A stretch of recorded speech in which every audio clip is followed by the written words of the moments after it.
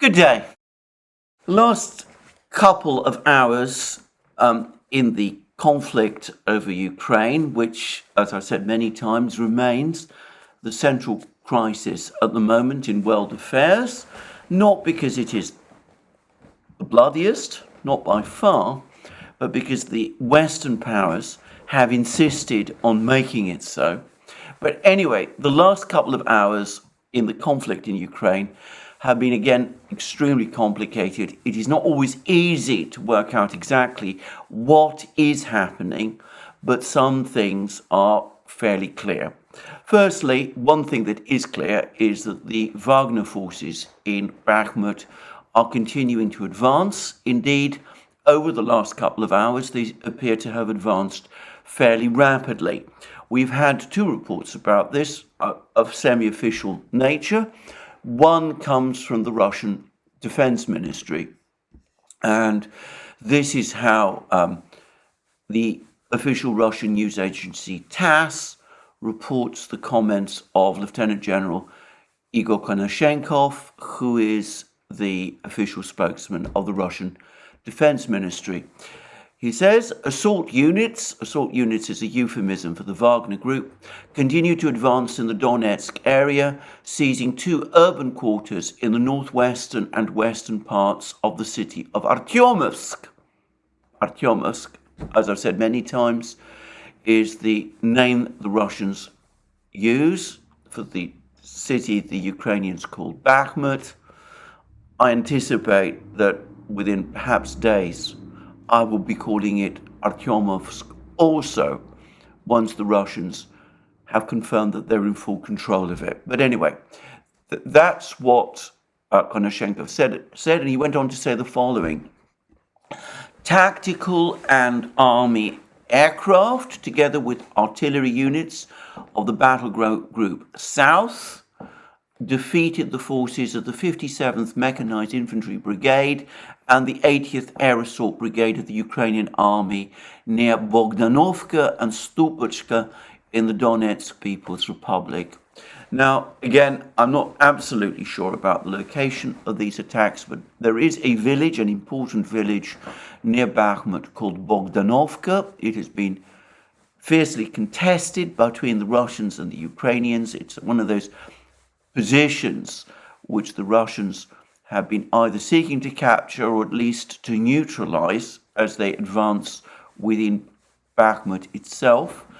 And I'm assuming that coming directly after the reference to the Russian advance in Bakhmut, Konashenkov is now referring to Russian artillery and airstrikes on the Bogdanovka near Bakhmut.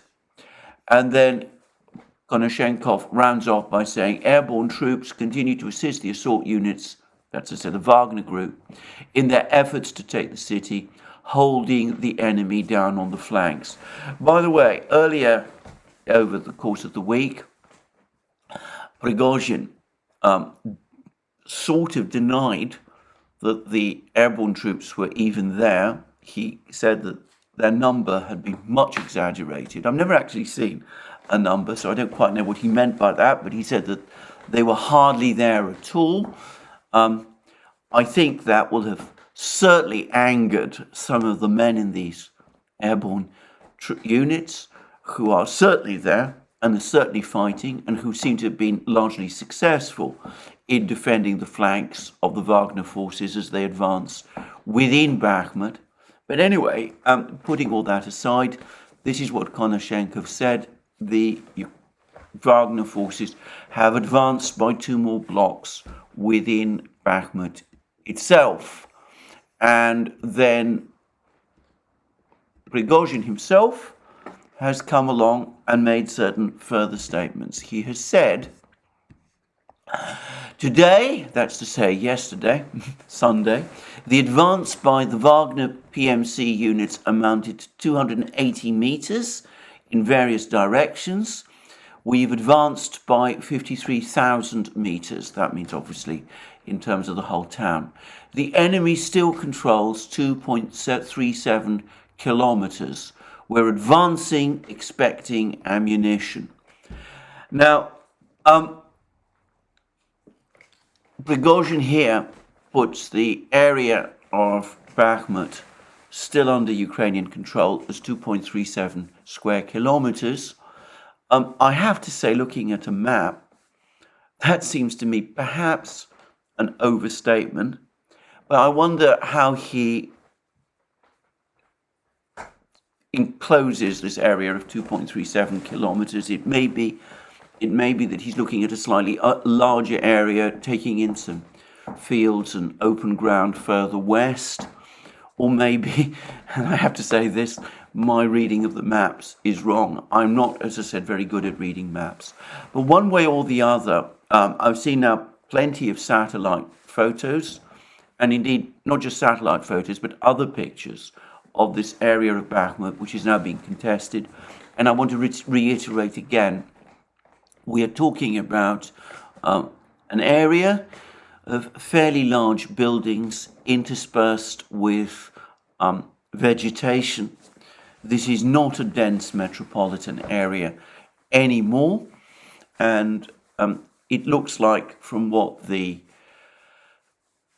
Defense Ministry are saying, that two of these big buildings, and I presume that's what is meant by two blocks or districts of Bakhmut, have been captured. Two of these large building blocks have now been captured, and Prigozhin confirms an advance by the Bakhmut forces, by the Wagner forces in Bakhmut. The advance, in fact, seems to be accelerating. 280 meters is the furthest distance that the Wagner forces have advanced in Bakhmut now for several days. And Konashenkov is careful to say that the Wagner forces have received extensive artillery and air support. There have been airstrikes and artillery strikes on Ukrainian positions in and close to Bakhmut, and he's spoken about the attacks being on the 57th Mechanized Infantry Brigade and the 80th Air Assault Brigade of the Ukrainian Army near Bogdanovka. And in fact, I have to say this, other reports from Russian sources, I want to stress, also speak of very, very heavy Russian artillery fire on Ukrainian positions. Apparently, Chasov Yar, this town to the west of Bakhmut, small place, which is apparently going to be the next part of the Ukrainian defense line once Bakhmut falls. Anyway, Chasov Yar has apparently also been heavily shelled, according to Russian reports, and pictures that appear also seem to suggest that artillery fire in this area is extremely strong.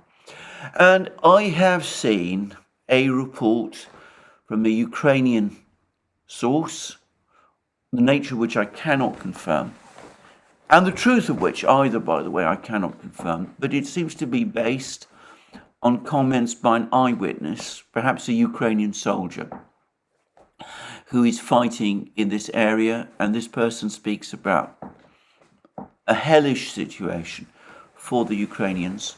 Khromovo itself is now apparently under attack. All the roads, the asphalt roads into Bakhmut are closed, and to the extent that the Ukrainians are able to keep supplies moving into Bakhmut, it's almost entirely now over these open fields.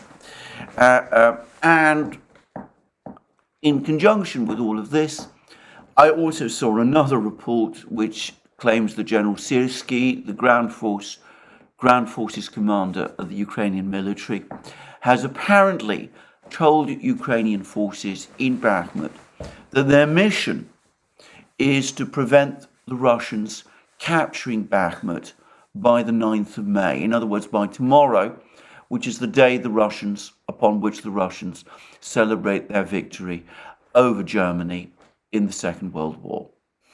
So this is what General Syrski is saying.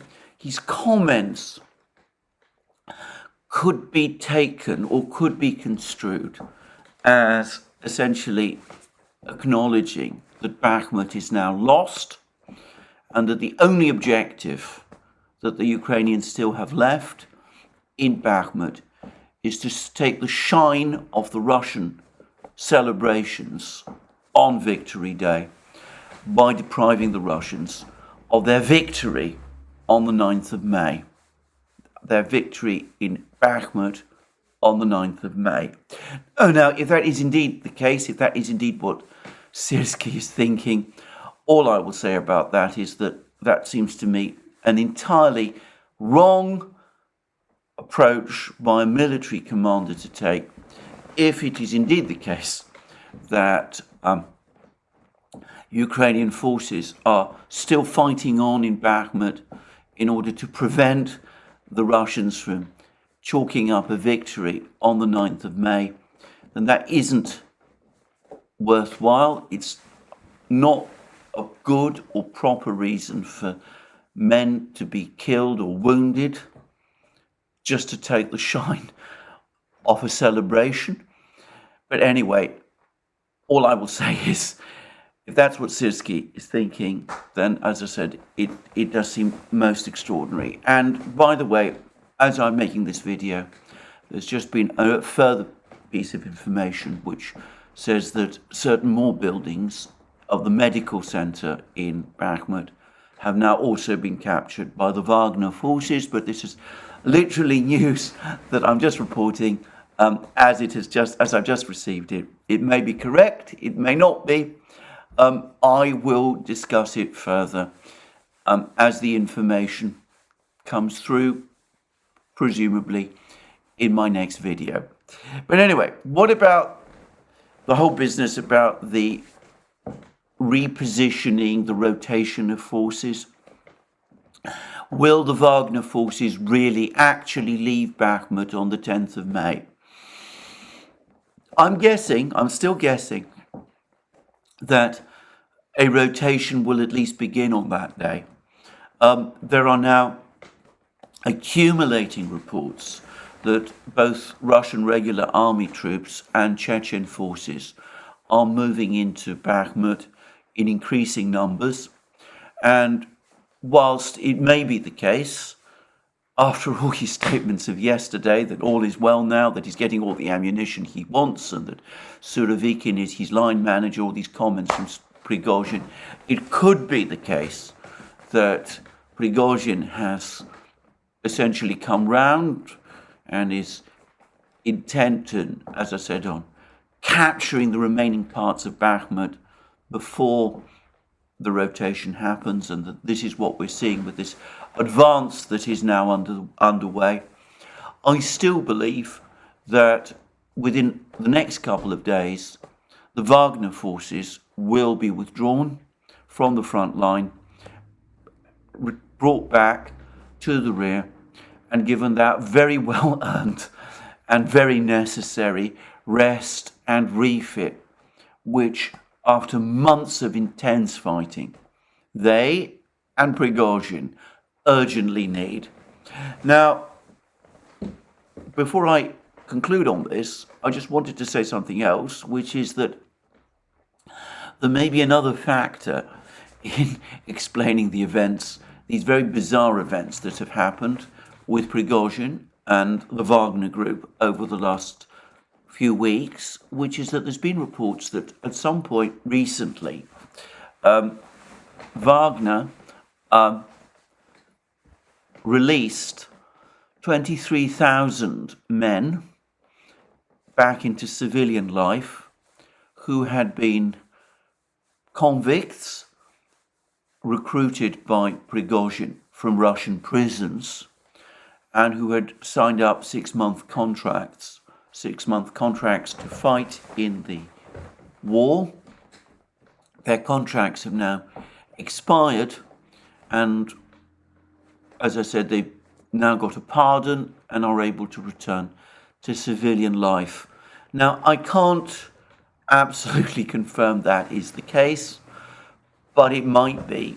And if that is correct, then it could be that over and above and beyond any issues of ammunition supply, Wagner is actually starting to run short of men. The Pentagon, some time ago, said that there were around 6,000 Wagner troops in Bakhmut. I presume these were the professional soldiers that make up the core of the Wagner organization. They're clearly backed by various forces, other forces, Russian regular army forces, but this extraordinarily invaluable correspondent that I have been speaking about, who, as I said, is extremely well informed about Wagner and has absolutely satisfied me about the accuracy and depth of his information. And just to say, I know there's been some speculation about this, he is not and never has been a member of the Wagner organization himself. I want to make that quite clear. I'm not going to say anything more about him than that. But anyway, this person has explained both the nature of the Wagner organization's use of convicts, the role that they play in the fighting, and the way in which they act as auxiliaries, if you wish, to the professional fighters who form, as I said, the core of the Wagner unit, the Wagner forces that are advancing in places like Bakhmut. And by the way, and for the record, I want to make it clear that this person has also refuted the story about waves, human waves, that we've seen, and about 10,000 convicts. Well, he hasn't actually done that, but the story about the 10,000 dead convicts that came from John Kirby at the National Security Council, based on what the information this person has given me, that is certainly an absurd claim. Anyway, 23,000 men being released back into civilian life would change the structure of the Wagner group. It would deprive the, as I said, the core of professional fighters of some of their auxiliaries, if I can put it like this. And that might have been another factor in the various statements that Prigozhin has been making. Apparently, back in the winter, in anticipation that some of these convicts would be released back to civilian life, he wanted to recruit more convicts from Russian prisons, but an instruction came from no less a person than Putin himself that this was not to happen. This was apparently sometime in February. I'm not able to confirm that, but there are rumors to this effect. Anyway, I'm not going to say more. It could be, as I said, that all of this, even the business about the release of these thousands of men back into civilian life, is an error. Who's to say? Or it might be disinformation or something like that. The one thing I would say is that if you recall, some time back, I discussed the fact that there'd been a significant drop in Russia's prison population in the early autumn of 2022. It was speculated that this was partly made up of convicts being recruited by Prigozhin into the Wagner organization. If so, then I would say, and if it is indeed the case that, as I said, 23,000 convicts have been released into civilian life, then the two numbers, the reduction in the convict population in the autumn and the number of ex-convicts, as we must now call them, released into civilian life by the Wagner organization that has recently allegedly taken place. The two figures, around 20,000, correspond almost exactly. And that, by the way, would firstly appear to corroborate the claim that Prigozhin did recruit something like 20,000 convicts from Russian prisons in the autumn in advance of the assault on Bakhmut, and it would also further refute John Kirby's claim that 10,000 of them were killed in the fighting. But I want to stress again, this is all a little bit conjectural. I'm not completely sure that all this information that I'm getting is accurate or specifically accurate at all. What is indisputable is that Wagner continues to remain in Bakhmut as of now and continues to advance in Bakhmut, and that the Ukrainians are just clinging on by their fingertips to a few buildings, perhaps even by their fingernails rather than their fingertips, and that they're paying a very heavy price in doing so, and that if General Syrski is insisting that they remain where they are simply to take the shine of Russia's Victory Day celebrations, then I think that is utterly wrong, bordering on a crime. But anyway, that's all I wanted to say about the situation in Bakhmut. Even as this fighting in Bakhmut has been taking place, yesterday witnessed an enormous Russian combined missile, bomb, drone strike on multiple targets across Ukraine. And by the way, this air offensive that the Russians are conducting continues to be underway. Even as I'm making this program, there's been more reports of more Russian drone, missile, and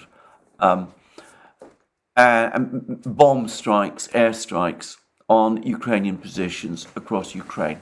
And it's clear that this operation is both extremely complex now, it's becoming very sophisticated. There were multiple types of cruise missiles used in the attack over the course of the night. For example, there was KH-101s. These are the long-range subsonic cruise missiles launched by the Tupolev 95 strategic bombers from Russian airspace. They have ranges of 1,500 more kilometers.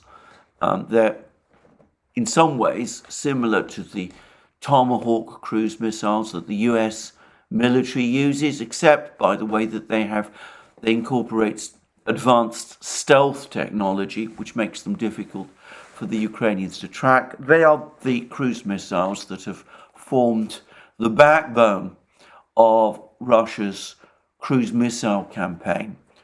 The cruise missile campaign that the Russians launched back in October. So lots of those were launched at Ukraine last night.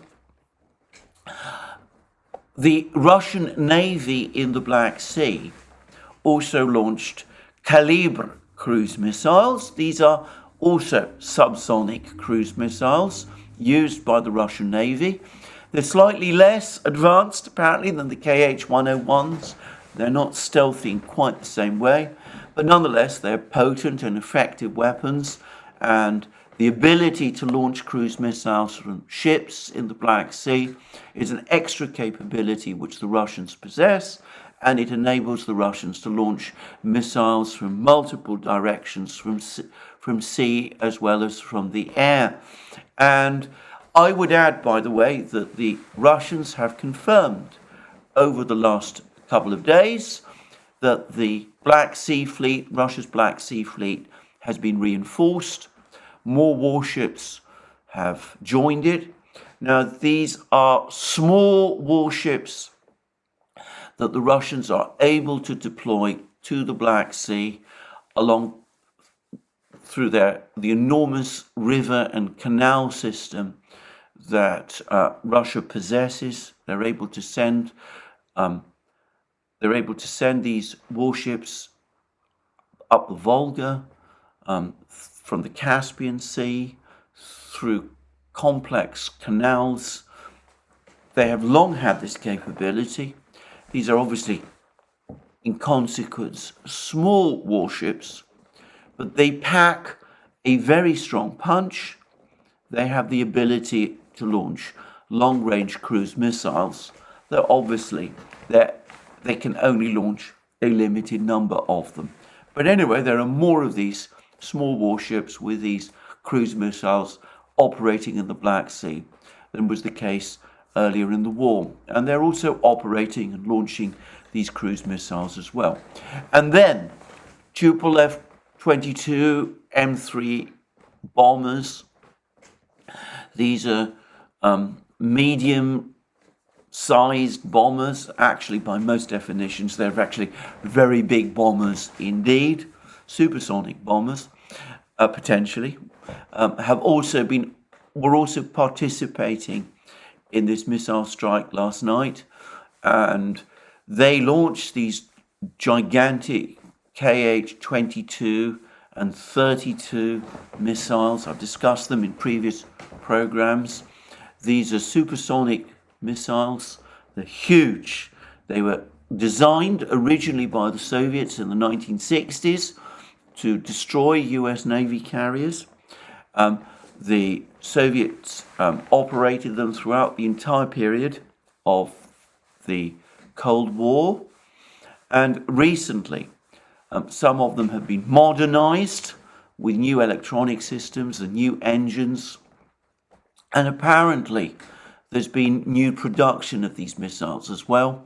So there's a blend, presumably, of the older missiles, the KH-21s, the unmodernized old stock of these missiles, but there's also some new missiles, KH-32s. They're indistinguishable from by appearance. They're enormously powerful missiles, and they can also be used with great accuracy against ground targets as well as cruise missiles. And these missiles, as I said, they are supersonic. They fly at very high altitudes. They then engage in an almost vertical dive on a target, and the Ukrainian air defense has admitted that they have no ability to intercept these missiles. I discussed that in an earlier program. And when they strike a target, because of their size, because of the size of the warhead, because of the sheer kinetic energy that comes from a missile like this, falling vertically, a supersonic missile, probably achieving hypersonic speeds over the course of its vertical dive, well, the effect of one of these missiles when it hits a target is devastating.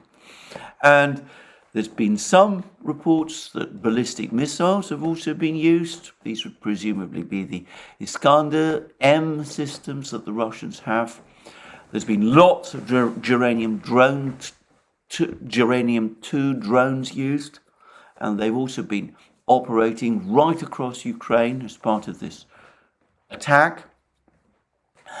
And lastly, the Russians apparently continued to use glide bombs, these precision-guided glide bombs that are now appearing in the Russian Air Force in increasing numbers.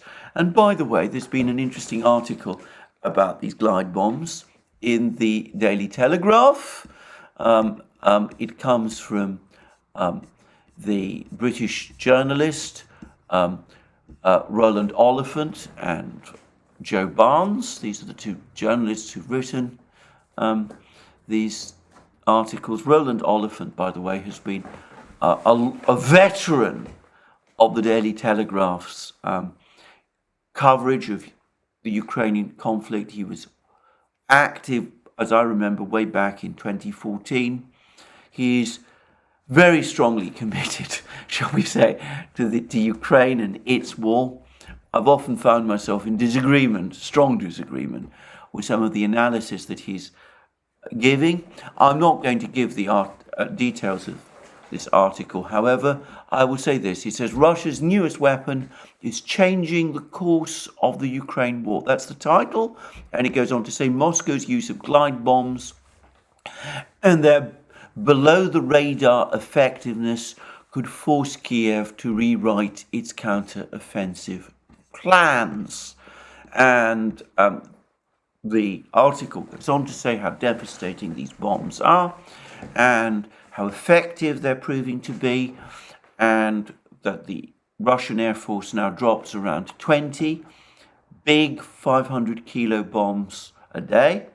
I'm sure that number, by the way, is increasing. 20 a day.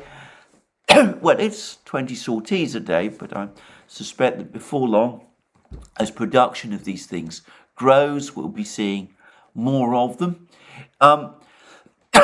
The article points out that there are two types of 500 kilo bombs. There's the Fab 500 aerial bombs, which are old Soviet bombs converted by the Russians with wings and precision guided kits into precision weapons. Of course, the Russians will possess huge numbers of these, but there's also apparently some actual new builds, which are, and we're given the name, which is the UPAB 1500BE bomb, specifically designed with these features included.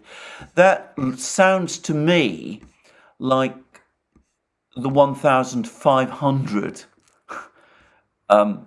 kilo bomb. And we're told, by the way, that this UPAB 1500B has a range of 50 kilometers. And that seems even further than the 500 kilo bombs, which are converted, as I said, Fab bombs, which have a range of supposedly around 40 kilometers. I wonder whether, if that is so, and of course, maybe I'm misunderstanding things here, but I wonder whether if that is so, it's because these 1500 kilo bombs have been specifically designed as glide bombs, and therefore they have a superior capability superior glide capability than the older converted Fab 500 bombs. Anyway, the Russians are clearly using these bombs, and they were also used as part of that night offensive yesterday. And there were also, as I said, lots of uranium-2s operating. So it's a very complicated operation, and I would just say that we've had some reports about some of the targets. Some of these targets were in Kiev. It's not clear which targets were attacked. There would seem to be attacks principally now on ammunition depots, assembly points of the Ukrainian army, warehouses. And we've had a report that in Odessa, which seems to have been a particular target area for some of these strikes, there's a fire in a warehouse which covers over 6,000 square meters, 6 kilometers. It's a huge fire, far bigger, by the way, than all those fires that were caused by drones when they hit Russian oil tanks in, as I said, some of these big fuel depots on the Taman Peninsula and elsewhere. Notice that the Western media talked up the story of those drone attacks on these isolated Russian fuel tanks. They're not reporting, at least not at the present time, they're not reporting this far bigger fire in this warehouse in Odessa, 6,000 square meters in scale. And, well, who's to say what was destroyed? Can I just make one final and further observation about this Daily Telegraph article by Joe Barnes and Roland Oliphant? And it goes back to something that I discussed some time ago, which is that, again, the article speaks about the Ukrainians having the ability to intercept S-300 ballistic missiles.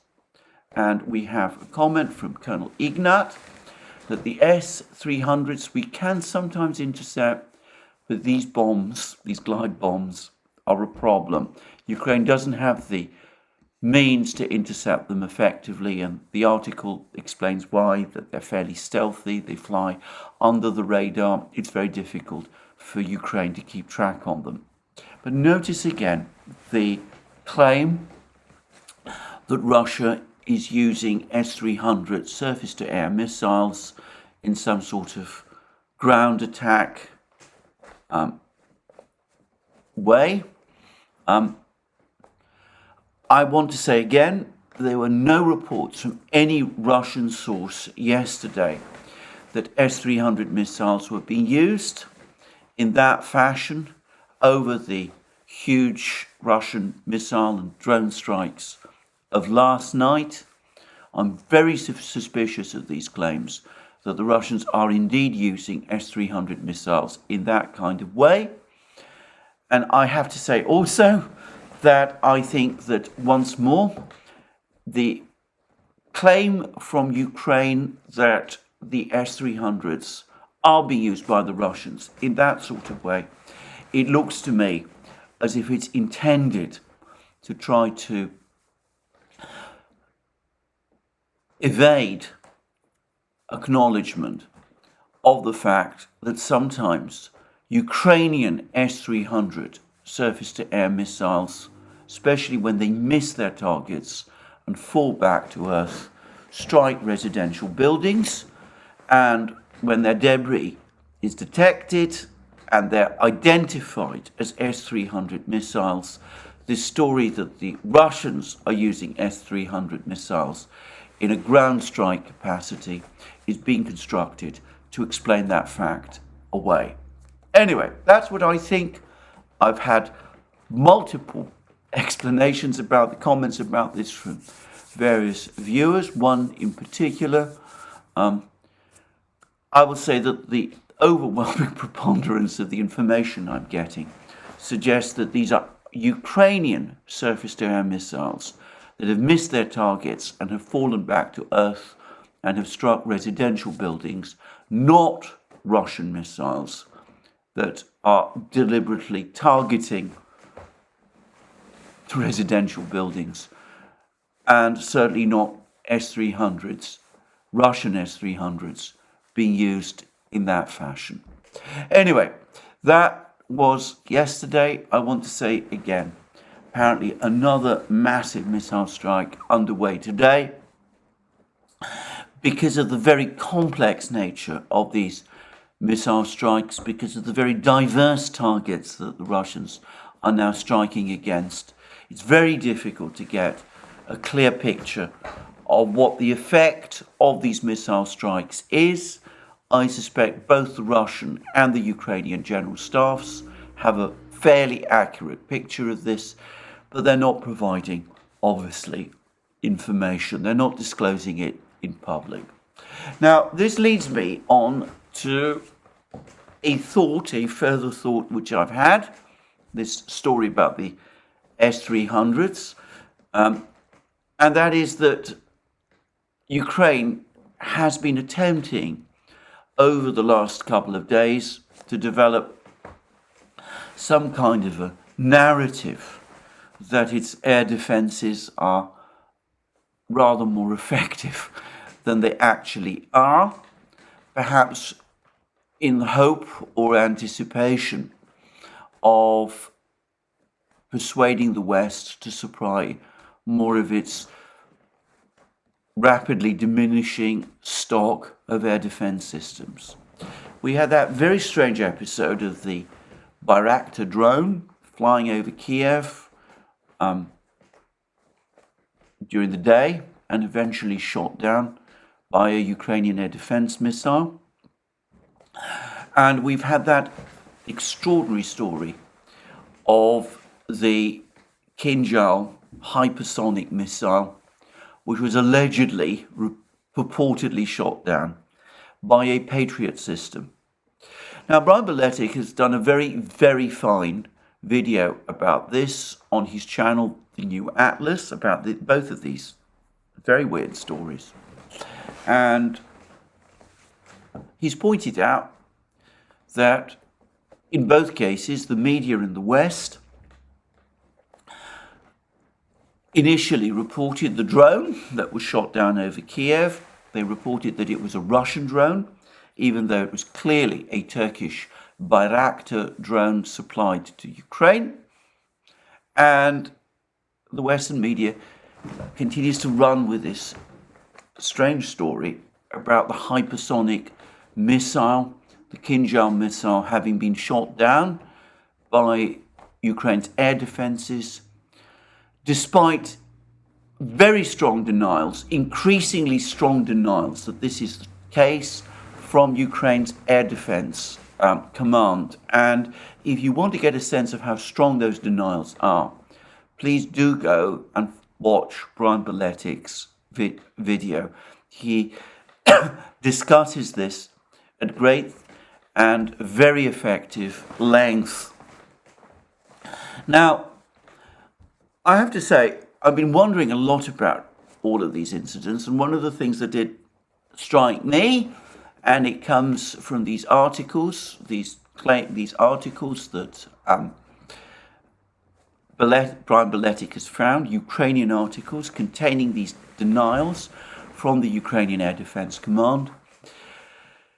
The thing that came across immediately to me is that these stories, these articles confirmed, some of them Ukrainian articles, by the way, these articles confirmed that these stories originate with Ukrainian officials, that the Bayraktar drone was a Russian drone, or so it seems, perhaps less so that story, but definitely the Kinjal story originated with Ukrainian officials, military officials, who have been reprimanded, apparently, for spreading these stories, and Ukrainian media outlets, which have been reprimanded as well.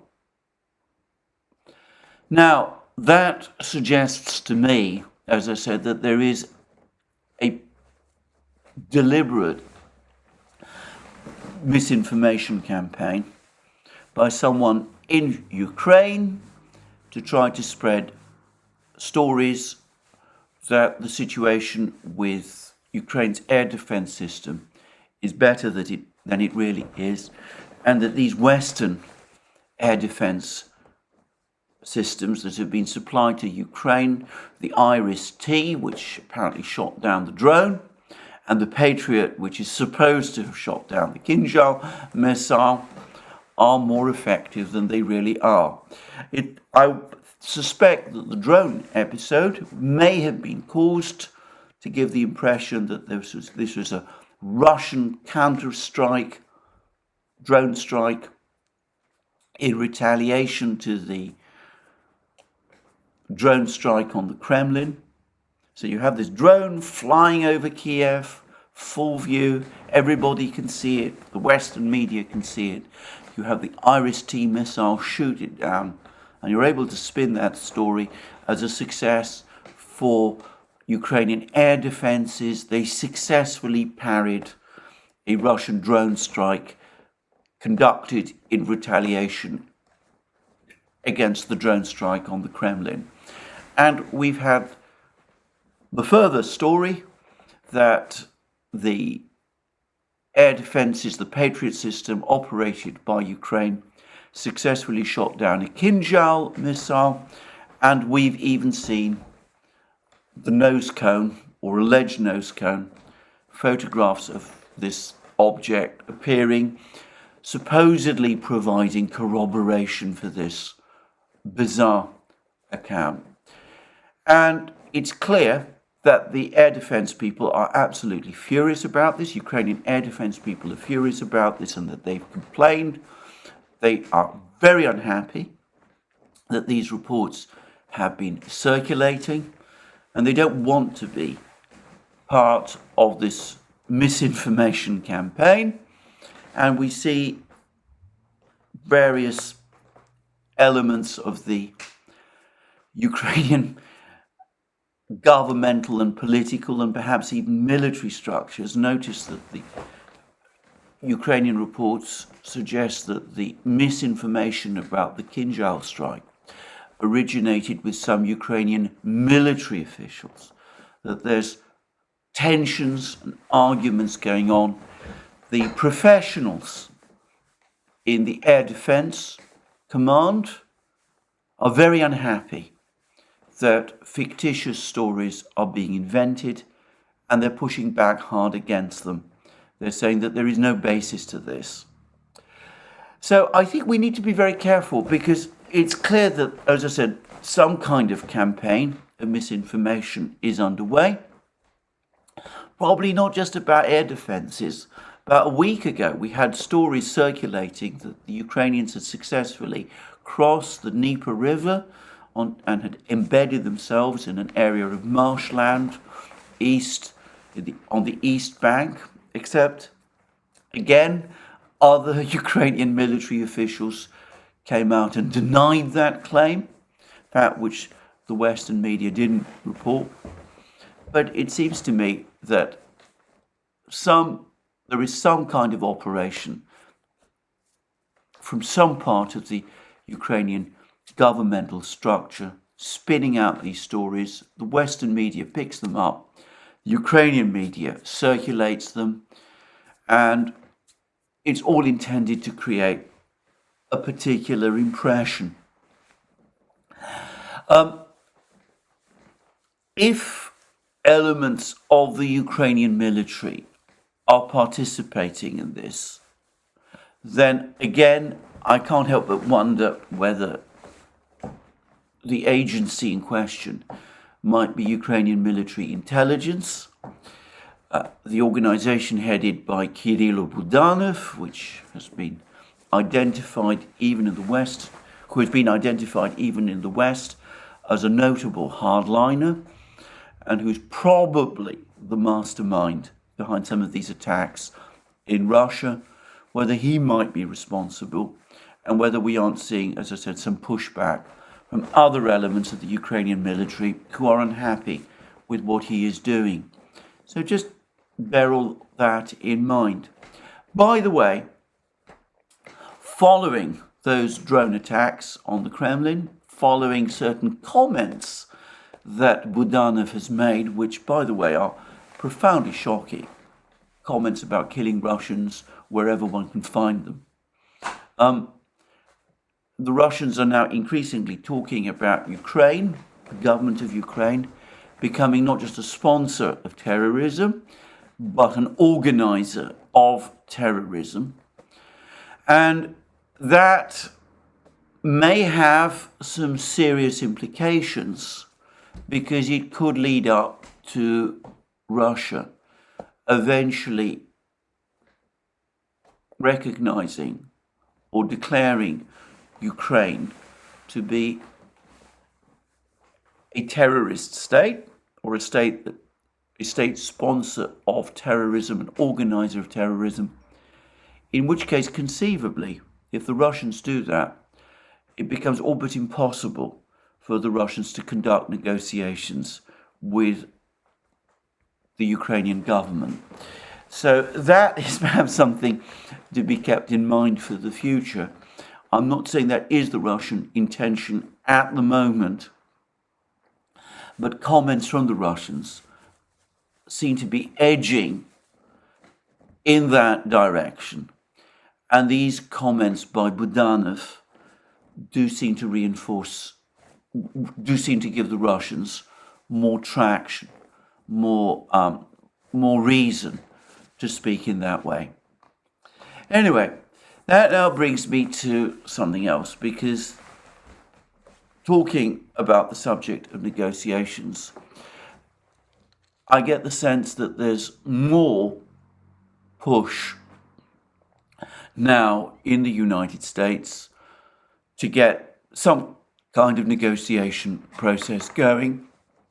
There's doubts about the prospects of the Ukrainian offensive, the coming Ukrainian offensive, persist, and perhaps even grow. Now, the Czech President, General Pavel, has just been to Kiev. He's just met Ukrainian officials there. He's publicly warned them against launching a premature offensive. He gives the impression that he doesn't think the Ukrainians are anywhere near ready.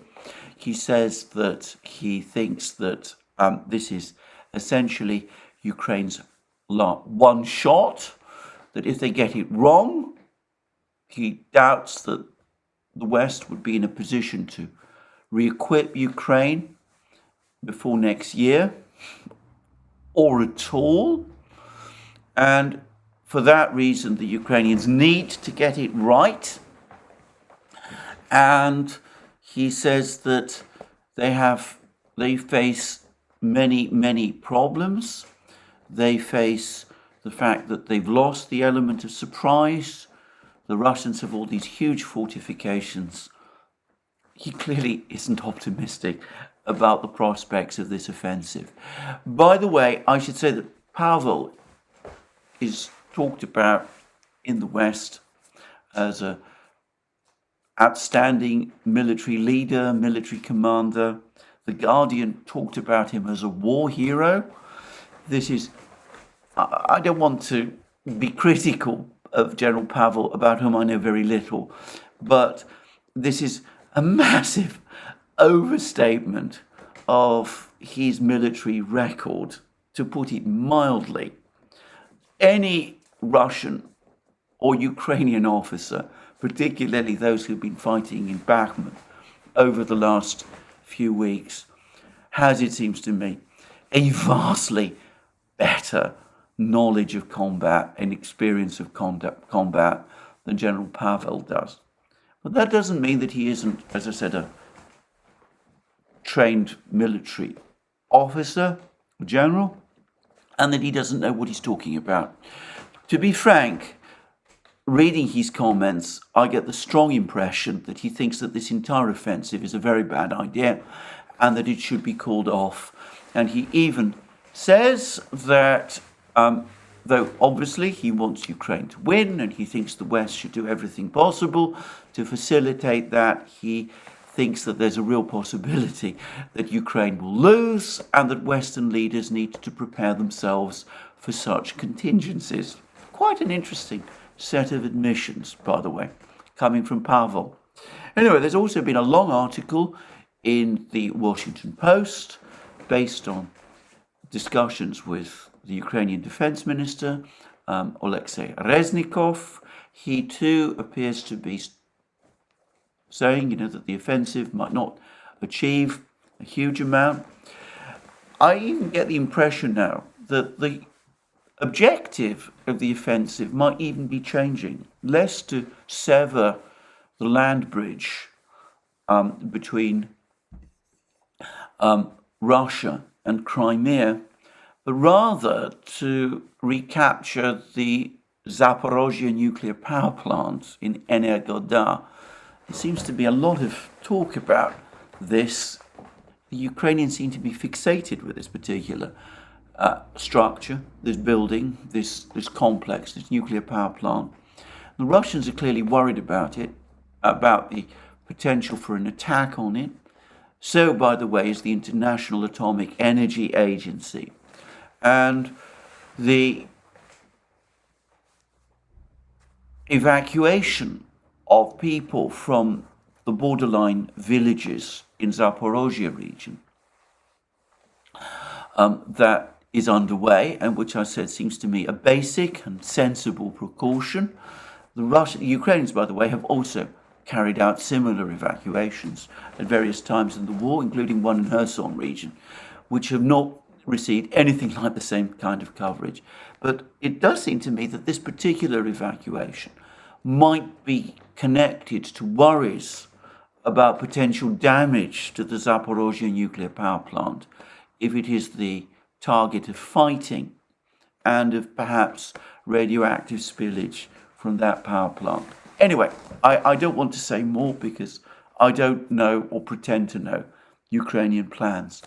But anyway, Reznikov, the Washington Post, again talking about the problems of this offensive, the enormous Russian fortifications, the fact that the Russians are not going to be taken by surprise by this time. And perhaps most interesting of all, the Washington Post admitting that the Russians now outnumber the Ukrainians, that the Russian forces are around 500,000 men. This is the figure given by people like Scott Ritter and Douglas McGregor and others there in the Washington Post as well. And that's a much bigger force than apparently the Ukrainian military now possesses. And of course, it puts the 50,000 troops that have been assigned to carry out this offensive by Ukraine in some kind of context. I mean, obviously, the Russians aren't deploying 500,000 men in one place, but they outnumber the Ukrainians. And this 50,000 man force, though obviously a strong force in this conflict, is not enormous in terms of the overall numbers. And I would point out that this is a fundamental difference from the situation in the autumn during the offensives in Kharkiv and Kherson region, before the Russians carried out their enormous 300,000 man mobilization. The Ukrainian military on the ground outnumbered the Russian. So the Ukrainians actually outnumber the Russians at the time of those offensives. Now they themselves are outnumbered. And that is a fundamental difference, and one which certainly the Washington Post appears to recognize. And maybe all this is leading to what appears to be a split in neocon ranks. Now, there have been three key institutions that have been making policy over the course of the Ukraine war. One is the Pentagon, in the United States, I should say. One is the Pentagon, and the uniformed military, the Joint Chiefs of Staff, have made little secret, in my opinion, of their skepticism of the entire affair. They're almost certainly the people behind that Rand Corporation report that appeared in January, and we've had all kinds of comments and reports from those sources since then about their growing skepticism about the war, a skepticism that appears to be shared by other agencies of the US permanent government, the intelligence community, and all of that. And then there is the State Department. Now, the State Department, headed by Tony Blinken and with Victoria Nuland as Assistant Secretary of State, it's clear to me that at some point in the 1990s or early 2000s, it was completely taken over by the Neocons. It is the most neocon department in the US government. When Donald Trump was elected president in 2016, 2017, he attempted through his first Secretary of State to clear out the neocons from the State Department. There was a massive wave of sackings, as I remember. The neocons closed ranks, and the State Department remains essentially under neocon control. Donald Trump and his Secretary of State, Rex Tillerson, were defeated in their attempts to change its orientation. And Blinken and Nuland are representative of the outlook within the within the State Department. And lastly, there's the National Security Council, which is to say the team of people right at the center of government, headed by Jake Sullivan. Jake Sullivan, who is, of course, President Biden's national security advisor. They operate very close to the president.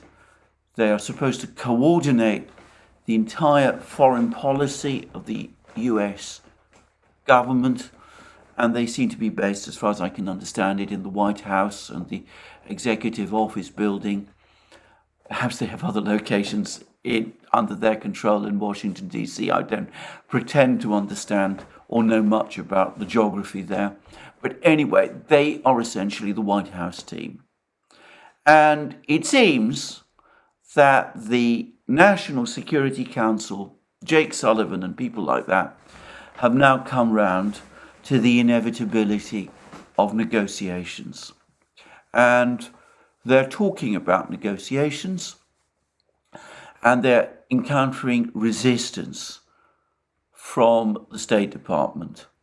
So it looks as if we now finally have a split between the team led by Sullivan and the team led by Blinken and Nuland. In other words, a split in neocon ranks. And I suspect the reason for this is that Sullivan, as well as being very much of a believer in the neocon faith, he's also a political operative. He's probably somebody who's more concerned about President Biden's chances of winning re-election next year. He doesn't want Biden to be going into the election as the president who presides over a defeat in Ukraine.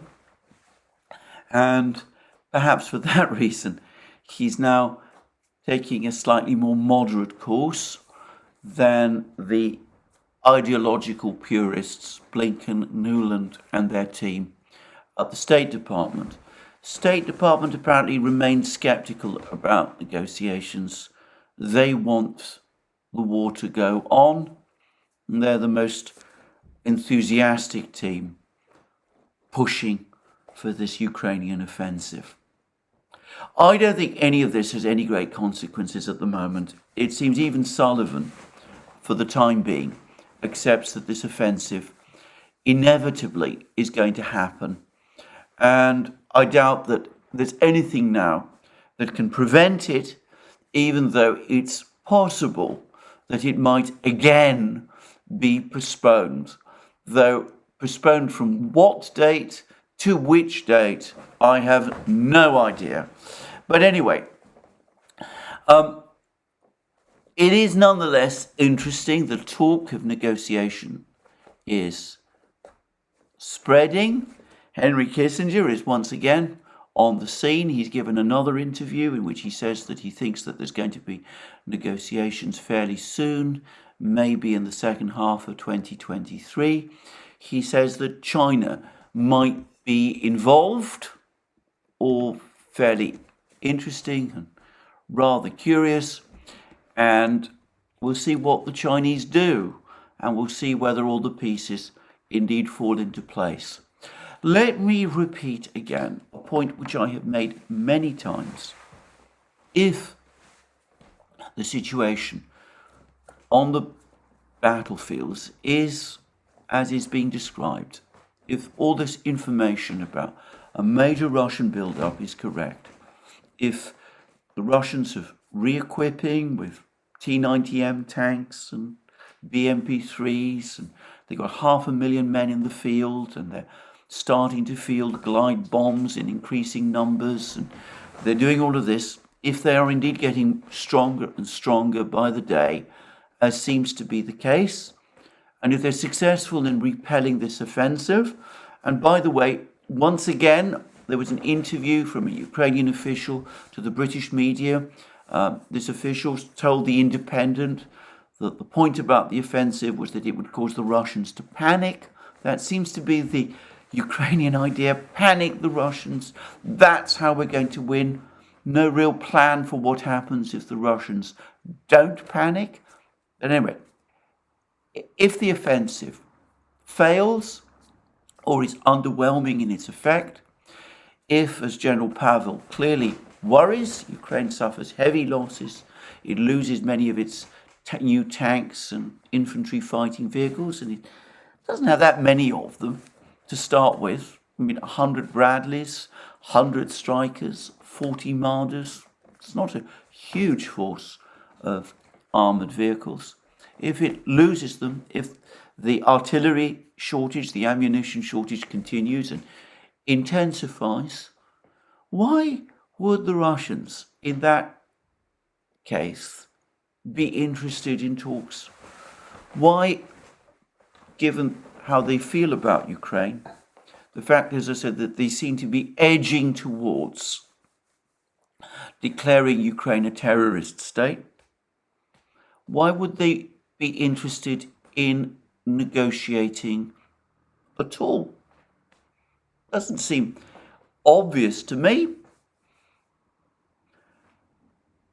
As I said many times, far too much is hanging from Ukraine's point of view, from the West's point of view, on the prospects of this offensive, even as optimism about it quietly drains away.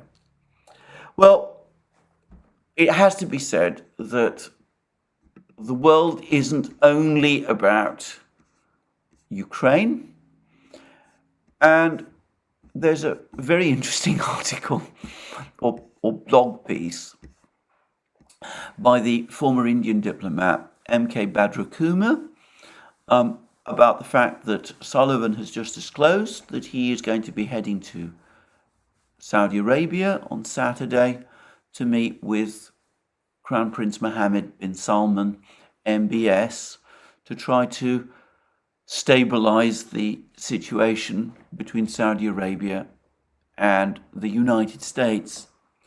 But what I find most interesting about this is that this article, this piece tells us that the Americans are trying to involve India in some way in these discussions. And I'm just going to read what Badrakumar has written about this. The Biden administration is in a persuasive mood, won't take no for an answer. National Security Advisor Jake Sullivan disclosed at a think tank conference in Washington on Thursday that he proposed to travel to Saudi Arabia on Saturday for talks with Saudi leaders.